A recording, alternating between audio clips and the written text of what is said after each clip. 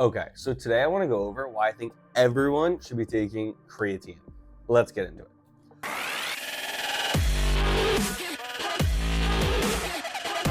So first of all, also if I sound a little weird, sorry. It's just I'm feeling a little under the weather. I'm not feeling great right now. But I want to stay consistent and I want to make sure I post this Sunday. So we are still going to record. So creatine. First of all, before I even start talking about it, if you're taking creatine, everything I'm saying applies to creatine monohydrate. Monohydrate, not any other type of creatine. Because I know a lot of people are worried about how safe is it and other things like that. And like your mom thinks you're taking steroids, but you're just taking creatine, which is actually eating for your food already, but you know, whatever. Creatine monohydrate is the most studied supplement. Other forms of creatine, I do not know about, so I will not speak on that. But creatine monohydrate is the one that is the highly studied and highly effective supplement. So why do I think everyone should be taking creatine? Well, first of all, let me go over just the basic, at like a basic level, what are the benefits of creatine? So first of all, it'll help with muscular strength and endurance and size to a degree.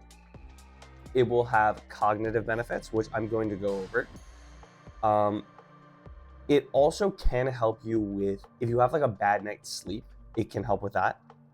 And I believe those are all the benefits, but I might be forgetting something. And if I am, I will probably come back and go back to it later. So first of all, just a little bit about creatine. Obviously, I told you to take monohydrate. Creatine is already in your food. Like if you go eat like steak or fish, like I believe salmon is actually one of the highest foods per amount of creatine in it that you can find naturally occurring. Now the issue is that the amount we get from our food is extremely low. Like I think I saw someone break it down once. I think you would need to eat, imagine like a 4-ounce piece of chicken.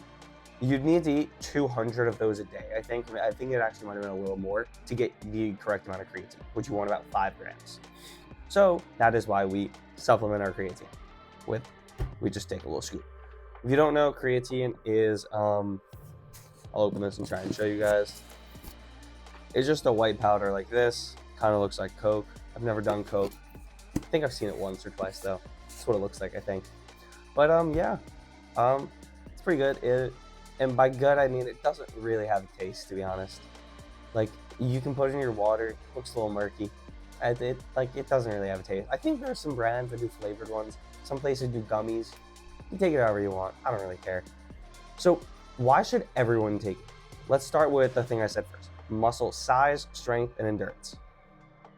Why? I literally cannot think of a reason why you would not want to be marginally stronger, marginally bigger, and have more in muscular endurance. Like I really cannot think of a reason. If you're in any type of emergency, it could help. Like there's no reason I can think of. Now I know some people are worried about bloating with creatine because they hear about water retention. It's intramuscular water retention, not just like everywhere. So if you don't know what that means, it basically increases the amount of water retention in your actual muscles. That's why you then have that increased size. And then, so with that, like, it's not going to make you bloat. That's just not going to be a thing. If you're bloating, it's probably for other reasons that I don't know about. But creatine, going back to it, I genuinely can't come up with a reason why you wouldn't want to be. Because it's not like you go from being able to bench like 135 to 315 the next day when you start taking creatine. No, like it's very marginal. Maybe you put on like 10 pounds on your bench. I don't know. I don't even remember what I put on. Like it was probably like 5-10 pounds on my bench. Like it wasn't anything crazy. But why would you not want to be marginally stronger if you can? Like I just can't understand a reason why.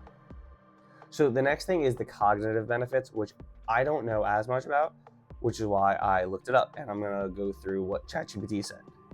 So it has enhanced memory and recall, which obviously, and also I do want to say before I dive into the rest of these, obviously it's not gonna be like you go from having, like the first one was enhanced memory and recall. You're not gonna go from being able to remember nothing to be able to remember everything.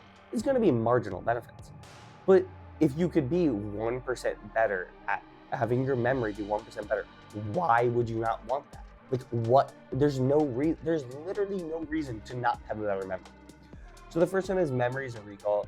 It says the studies show that creatine supplementation can improve short-term memory, particularly in tasks requiring rapid recall, especially beneficial in sleep-deprived states, individuals who may have lower baseline levels of creatine. Yeah, so it was basically saying, that's kind of what I was talking about with the next one, where when you're sleep-deprived, creatine can help with that. So I'll get more into that later. I want to stay on the cognitive benefits.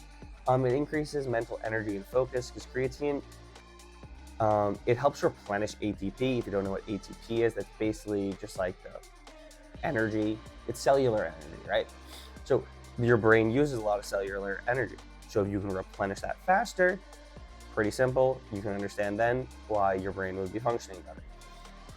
It also says that you will have a faster processing speed, neuroprotection and brain health. Apparently, it's shown to have effects that could potentially helping fight against neurodegenerative diseases. The examples he gives are Parkinson's and Alzheimer's.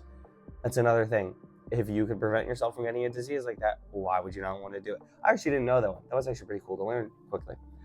And then mood and stress resilience. It says studies suggest creatine may have antidepressant-like effects, particularly in individuals with major depressive disorder.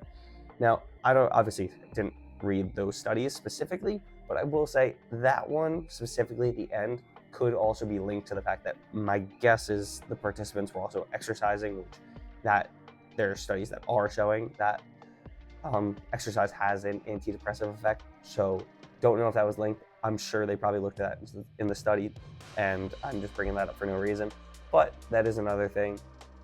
So those are just like the cognitive benefits, and that was just like a quick search. And like, if you could just have, like, if you don't understand some of the stuff I just said, that's fine. But if your brain could just be processing and functioning a little better, why would you not want to do that? Like, I can't understand why. And then the last one is the sleep benefits.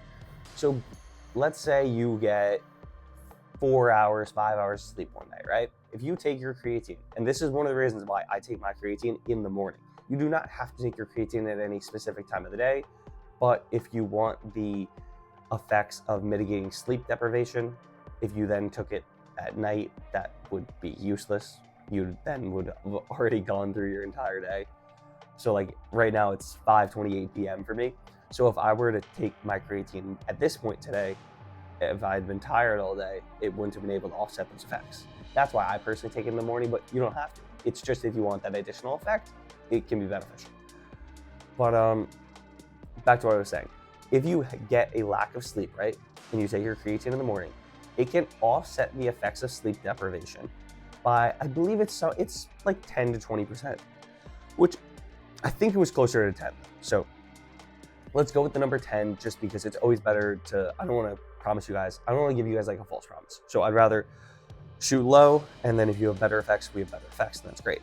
But even if you could feel 10% better after a bad night's sleep, that could be pretty massive. And I'll genuinely say, there have been days where I've woken up very tired, and I took my creatine, and it was on like even on days where like I didn't drink coffee, and I noticed it almost had enough of an effect for me personally. This is very anecdotal, that it almost had enough of an effect to be very similar to like having like maybe like a third of a cup of coffee. I'll give it like the equivalence to that, because like I genuinely noticed a difference. And then like one of the ways I really noticed it was when I would go to my student teaching placement, I would have coffee in the morning, and I'd usually show up just a little tired, right? But for a couple days in a row, I started putting my creatine in my coffee, and I genuinely felt like I'd had like almost like an extra half cup of coffee. Like I just felt much more energized, and that was the only change I made. So for me, I attributed it to creatine. And I also had known that it had the offsetting of sleep deprivation effects. And I feel like I'm saying sleep deprivation. Don't think that only works if you get really bad night's sleep. Like I was getting probably 7 hours of sleep, which is pretty solid on those nights, but it's still offset even like the minimal effects that I was having. It just made me feel a lot better. So with that being said, I feel like I just went through 3 reasons of like just straight benefits of creatine in that. And no downsides. It is literally, this is the most studied supplement that there is. There is nothing more studied than creatine, right? There's no reason that anyone at any age should not want those effects. So genuinely, I don't know what age you'd start at, but let's say like, I feel like at the age of like 4, maybe, you could probably start taking creatine. I don't know. But like, even if you want to be more modest, let's say the age of 10. You could definitely be taking creatine at 10.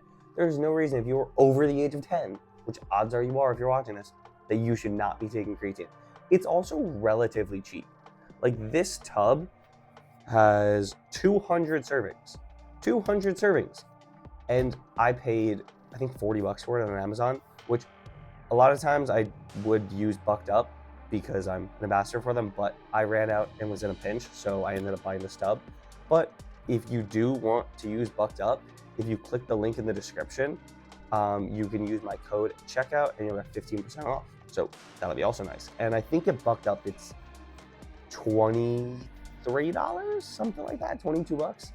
And that one's like 50 servings, 100 servings, one of those 2 numbers. I don't really remember. But if you use my code, it'll be 15% off. So it'll probably end up being what, like $20-ish? That's not bad. $20 is not bad. All right. So overall though, as you can tell, I think everyone should be taking creatine. There's no reason to not be taking it. The one thing is, do make sure you stay hydrated because of that intramuscular water retention. You do need to be drinking a solid amount of water. I say a gallon a day. Other people will tell you different. Look it up on your own. You can figure out how much specifically water you need to be drinking. But make sure you stay hydrated while taking your creatine. But yeah, that's why I think you guys should be taking creatine at literally any age. If you're watching this, you should be taking it. All right, now send this to someone else who should be taking creatine. Make sure to like, comment, subscribe, and I'll catch you next Sunday at 5 p.m. Catch you there.